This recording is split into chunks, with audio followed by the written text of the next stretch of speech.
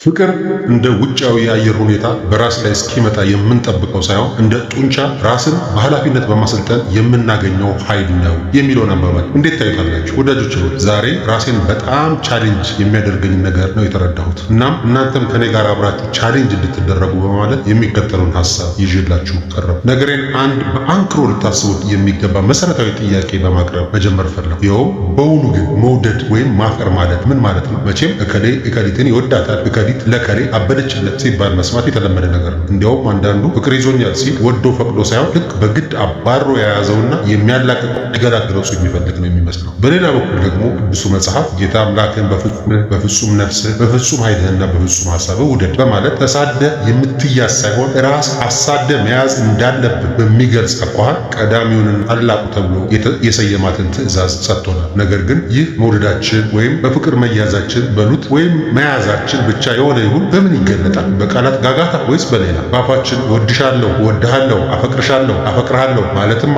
በጣም ቀላል እና ስናደርገው የኖር ነው እንደሆነ አስባለሁ። እስኪ ያስቡት፣ አንድ ሰው ለሚወዳት ሴት ስልክ ደውሎ የኔ ቆንጆ አንቺን ለማግኘት ስል ባህር አቋርጣለሁ፣ እሳትን እጋፈጣለሁ፣ ተራራ እወጣለሁ፣ የአንበሳ መንጋጋ ውስጥ እገባለሁ፣ ብቻ ዘረኝታ ዝናብ ካልዘነበ መጥቻ አይሻል ቢላ ይህ ፍቅር ነው ወይስ የአየር ትንበያ? ባህር አቋርጣለሁ ያለው ሰውዬ በትንሿ ዝናብ የሚዘገይ ከሆነ ፍቅሩ ዌዘር ዲፔንደንት ወይም በአየር ሁኔታ ላይ የተመሰረተ ነው ማለት ነው። አሁን አንድ ነገር እያስተዋል ነው። ይኸውም እውነተኛ ፍቅር ማለት ስለ ሌላው ደስታ ሲባል የራስን ምቾት፣ ፍላጎትና ተድላ አሳልፎ መስጠት እንደሆነ፣ ዋጋ ያልተከፈለበት መስዋዕትነት የማይጠይቅና ሕመምን የማይጋፈጥ ማንኛውም ስሜት ፍቅር ተብሎ ሊጠራ አይገባውም የሚል መደምደሚያ ላይ እየደረስኩ ነው። ፍቅር ልክ እንደ ባንክ አካውንት ነው። ካላስገባህበት ልታወጣበት የምትችል አይመስለኝም። ክፍያው ደግሞ የግል ምቾትህን ነው ብዬ አምናለሁ። እውነተኛ ፍቅር ዓላማው ሰጪውን ሳይሆን ተቀባዩን ማስደሰት እንደሆነ በጽኑ አምናለሁ። እስኪ አንድ አስቂኝ ምሳሌ ልንገራችሁ። እናንተ ሽሮ በጣም ትወዳላችሁ እንበል። ታዲያ የጓደኛችሁ ልደት ላይ እኔ ስለምወደው ብላችሁ ሽሮ ብትጋብዙ ይህ ጓደኛ መውደድ ሳይሆን ራስን መውደድ አይመስላችሁ? ወይም ደግሞ ሚስታችሁን ወይም ባላችሁን ስጦታ ይወዳል እንበል፣ ጌጣጌጥ ወይም ሰዓት። እናንተ ግን እኔ እግር ኳስ ስለምወድ ለሱ ወይም ለሷ ደስታ ብዬ የኳስ ሜዳ ትኬት ገዛሁላት ወይም ገዛሁለት ብትሉ ይህ ፍቅር ሳይሆን በፍቅር ስም ቁማር መጫወት አይመስላችሁ? ፍቅር የሚለካው ለሌላው ስንል በምንቀንሰው የግል ምቾታችን መጠን እንደሆነ ከጊዜ ወደ ጊዜ በጣም እያመንኩ የህመማችንና የኪሳራችን ስፋት የፍቅራችንን ጥልቀት ማሳያ እንደሆነ በጽኑ እያመንኩ ነው። ለዚህ መሰለኝ ነፍስን አሳልፎ ከመስጠት የሚበልጥ ፍቅር የለም የተባለ። ስለሆነም አምላክን ውደድ ሲባል በከንፈር እወድሃለሁ እያሉ መዝሙር መደርደር ብቻ እንዳልሆነ እየገባኝ ነው። አንዳንዴ እኮ አቤቱ ፊትህን ናፈቅ ብለን እየዘመር ፊቱን ለማየት ግን ከሞቃት ብርድ ልብስ ውስጥ መውጣት ይከብደናል። እስኪ አንድ ጊዜ ያስቡትማ፣ አንገርምም? ግን እንግዲህ አሁን እንደገባኝ እውነተኛ ፍቅር እኔ እንዲህ ደስ ይለኛል ከሚል ግትርነት ወጥቶ አንተ ወይም አንቺ ምን ደስ ይልሻል ብሎ መጠየቅ፣ አልጋው ሲጠፍ ዩቲዩብ ላይ ሾርትስ ማየት ሲያጓጓ ተነስቶ መጸለይ፣ ሲጎል ካለችን ላይ ወይም ከቀረችን ላይ ለሌላው ማካፈል፣ ለራስ ዝና ሳይሆን ለፈጣሪ ክብር መኖር። ፍቅር በድርጊት እንጂ በንግግር በፍጹም አይረጋገጥም። መስዋዕትነት በሌለበት እንወዳለን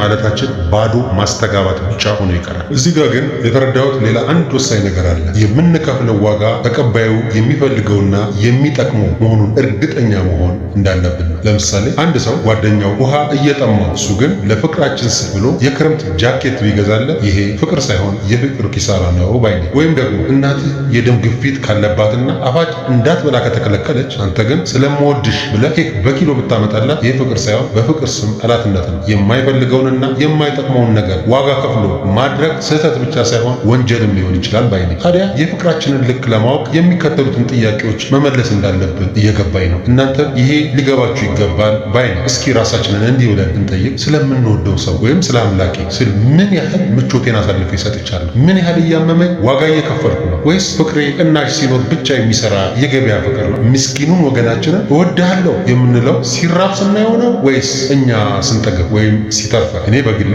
አሁን መውደድና ማፍቀር በእርግጥ እንዲህ መስዋዕትነትን የሚጠይቅ ከሆነ በድፍረት እወድሃለሁ ወይም እወድሻለሁ ብሎ ማለት እየፈራው ነው። ግን ደግሞ የሚል ማን ይኖር ይሆን ብዬ መጠየቅም ፈልጋለሁ። ግን ምናልባት አንድ ብቻ በድፍረት ይህን መልስ መመለስ የሚችል ቢኖር እርሱም ራሱ እስከ መስቀል ሞት አሳልፎ የሰጠን አምላክ። በዚህ ሀሳብ ላይ እናንተስ ምን ትላላችሁ?